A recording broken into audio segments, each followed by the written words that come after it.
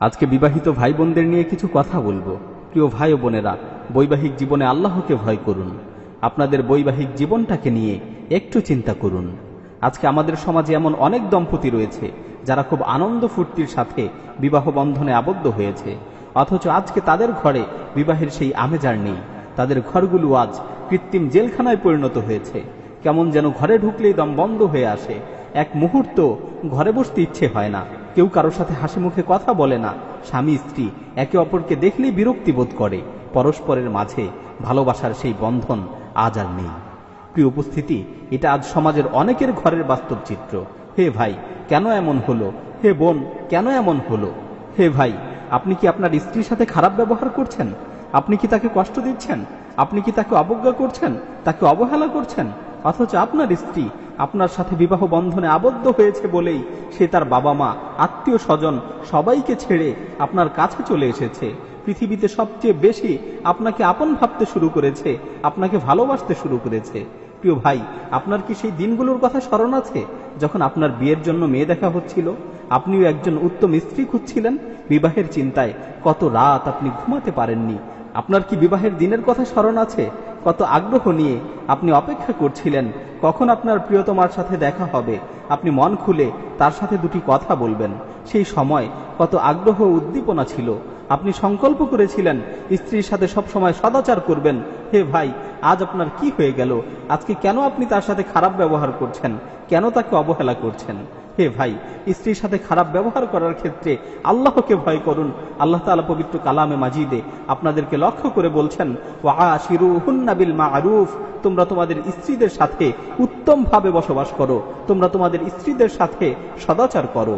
রাসূল সাল্লাল্লাহু আলাইহি ওয়াসাল্লাম বলেছেন, খিয়ারুকুম খিয়ারুকুম লিনিসাইহিম, তোমাদের মধ্য হতে সর্বোত্তম হচ্ছে তারা যারা তাদের স্ত্রীর কাছে ভালো। অর্থাৎ সর্বোত্তম মানুষ হতে হলে স্ত্রীর কাছে ভালো হতে হবে, স্ত্রীর কাছে প্রিয় হতে হবে।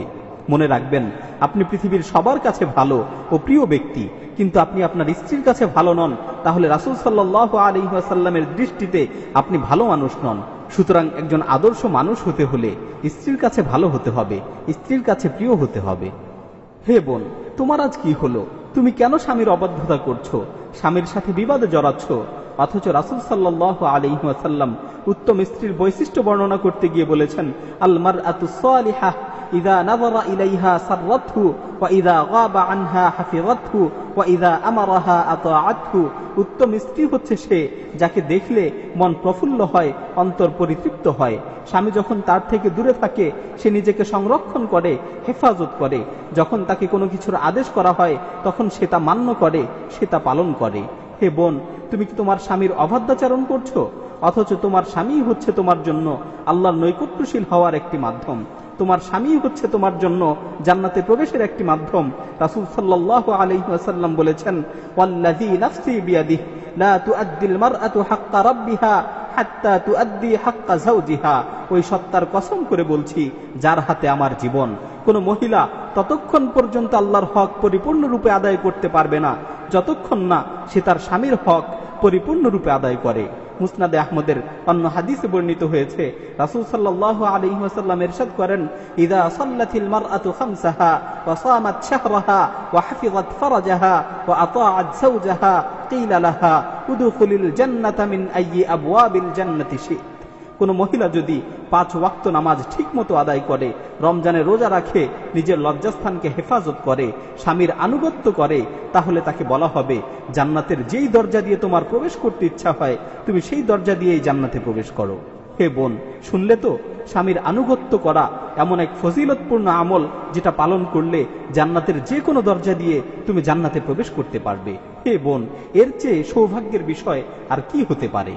অন্য হাদিসে বর্ণিত হয়েছে, আইয়ুমা ইমরাআতিন মাতাত ওয়া যাওজুহা আনহা রাদিন দাখালাতিল জান্নাহ।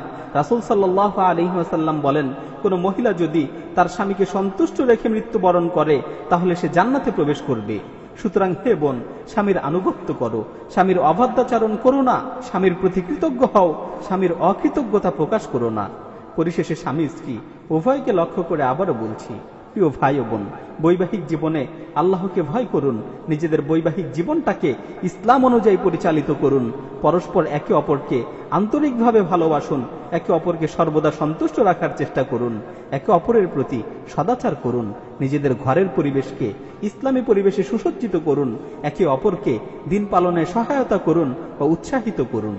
দোয়া করি আল্লাহ তাআলা যেন সকলের বৈবাহিক জীবনকে ইসলাম অনুযায়ী পরিচালিত করার তৌফিক দান করেন এবং সকলের দাম্পত্য জীবনে অনাবিল সুখ শান্তি দান করেন। আমিন।